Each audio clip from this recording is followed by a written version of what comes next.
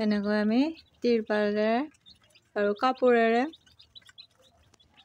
Light paper দি এনেকৈ বৰ্ডিঙত ৰাখিছোঁ। কাৰ্টুনেৰে ৰাখিলেও হয় আৰু টিঙৰ দিলেও হয়।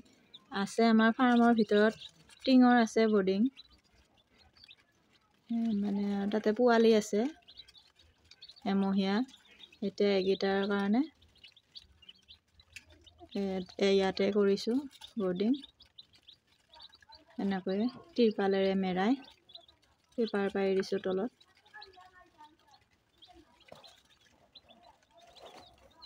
এনেকৈ ৰাখিছোঁ যাতে ঠাণ্ডা নাপায়।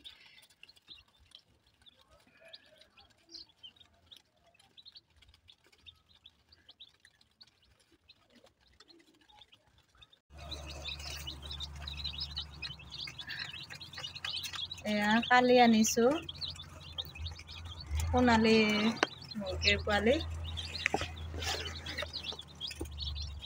তাতে 80টা আছে।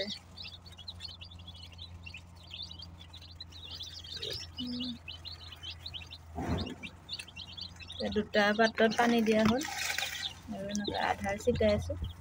আকৌ সন্ধিয়ালৈ চাফা কৰিব লাগিব।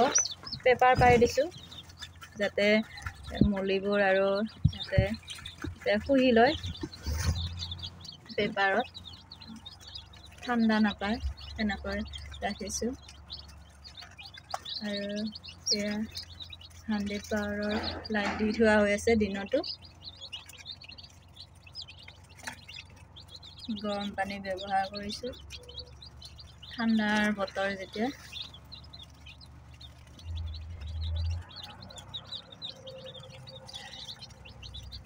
এতিয়া 2 দিন হ'ল সিহঁতৰ।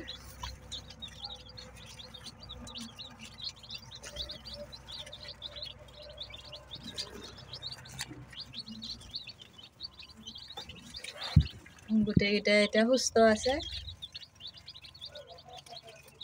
তাপটো ঠিকে আছে, সেইবাবে সিহঁতৰ ঠাণ্ডাটো মানে লগা নাই। যদি ঠাণ্ডা লাগিলে সিহঁতে ঠুপুৰি লাগি থাকে, থুপ খাই থাকে। ঠাণ্ডা পোৱা নাই, সেয়া খাদ্য খাই আছে।